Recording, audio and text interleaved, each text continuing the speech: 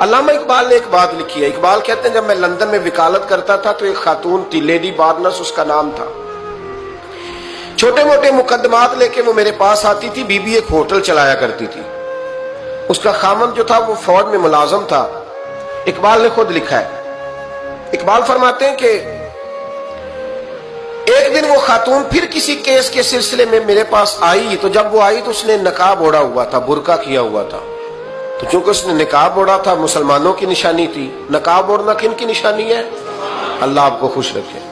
تو کہتے وہ نشانی چونکہ اہل اسلام کی تھی تو مجھے تجسس ہوا. میں نے کہا لیڈی خیریت ہے؟ میم صاحبہ یہ برقع پہنا ہوا ہے. تو کہنے لگی ہنس کے, اقبال مجھے پکا یقین تھا کہ آپ ضرور پوچھیں گے. تو میں نے کہا اچھا تو یہ برقع؟ تو کہنے لگی الحمدللہ میں مسلمان ہو گئی.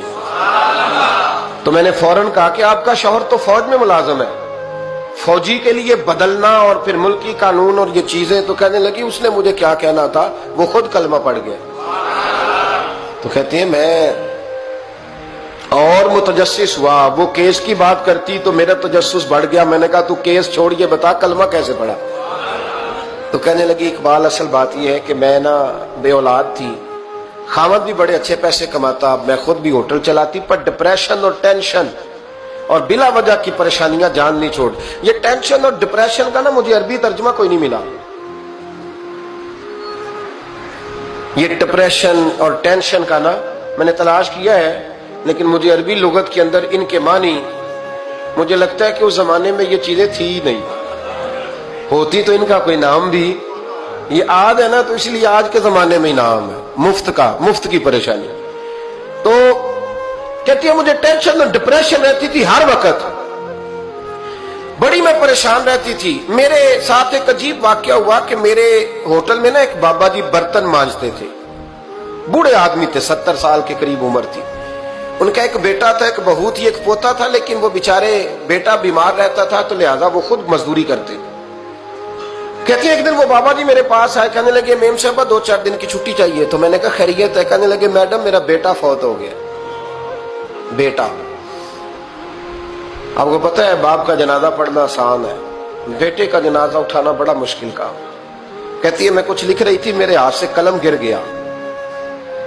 میں نے خود گاڑی بھیجی, بابا جی گاؤں چلے گئے جہاں وہ رہتے تھے. کہتی 2-3 دن کے بعد میں اور میرا شوہر گئے تو رستے میں ہم باتیں کر رہے تھے کہ کیا تعزیت کریں گے. ایک ہی بیٹا تھا, کوئی رشتہ دار بھی نہیں, تو اس کی تو کائنات اجڑ گئی, کن لفظوں سے اسے تعزیت کیا کہیں گے.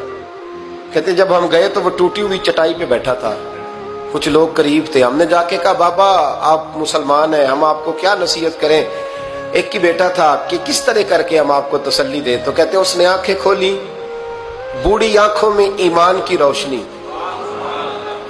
کہنے لگا بی بی کیا تعزیت کی بات کرتی ہو, میں نے کوئی پیسے جمع کرا کے بیٹا لیا تھا, خدا نے فضل سے دیا تھا, عدل سے لے گیا ہے.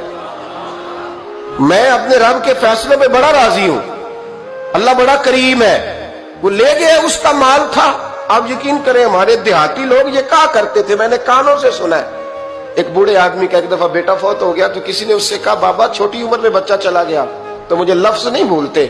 کہنے لگے پتر اللہ دی فصل ہے, کچی وڈے تامی ہو دیئے. سنے آپ نے بھی کبھی یہ فکرہ, کچی وڈے تے پکی لے گئے تے تامی ایج ہو دی. تو جب اس کا جی چاہا وہ لے گیا. اللہ اکبر. وہ خاتون کہتی ہے کہ وہ بابا جی سے میں نے کہا کہ چلو آپ 1 مہینے کی چھٹی کر لے. تو کہنے لگا نہیں میڈم میں مسلمان ہوں, مفت کی روٹی نہیں کھاتا, مزدوری کر کے کھاتا ہوں, میں انشاءاللہ 2-3 دن کے بعد کام پہ آ جاؤں گا. کہتے ہیں وہ چند دنوں کے بعد آ گیا. اللہ کی قدرت کے ابھی 2-3 ماہ گزرے تھے پھر آیا. میڈم چھٹی چاہیے کچھ دنوں کی. میں نے کہا خیریت ہے؟ کہنے لگے وہ میری بہو بھی ہارٹ اٹیک سے فوت ہو گئی.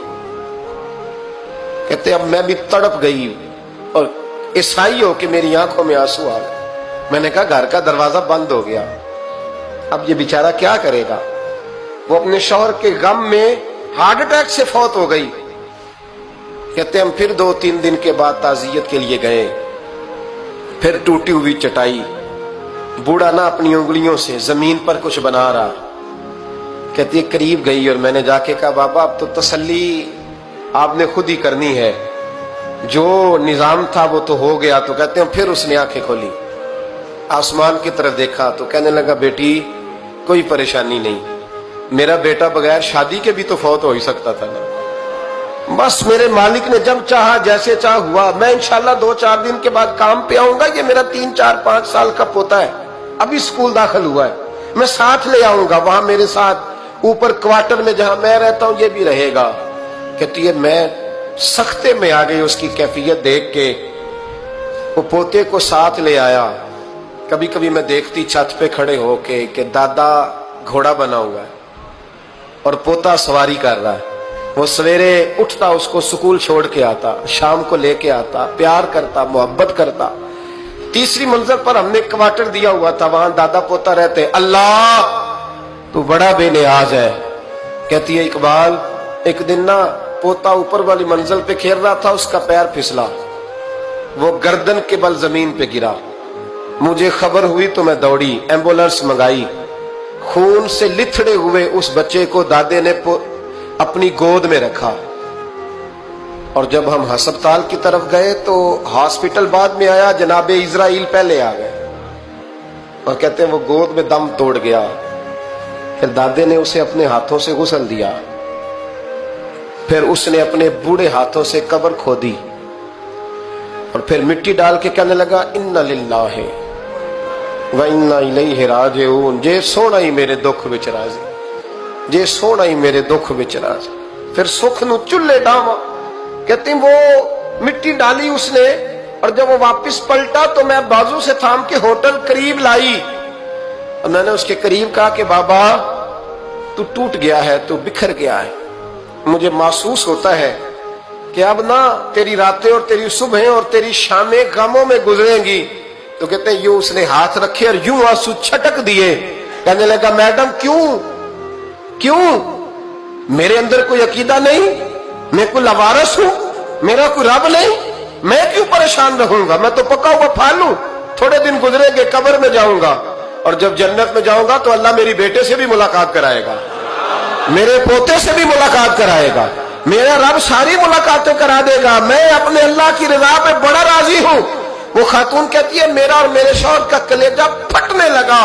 मैंने कहा बाबा ये जज्बा कहां से मिलता है, ये सुकून कहां से आता है, ये कैफियत कैसे मिलती है?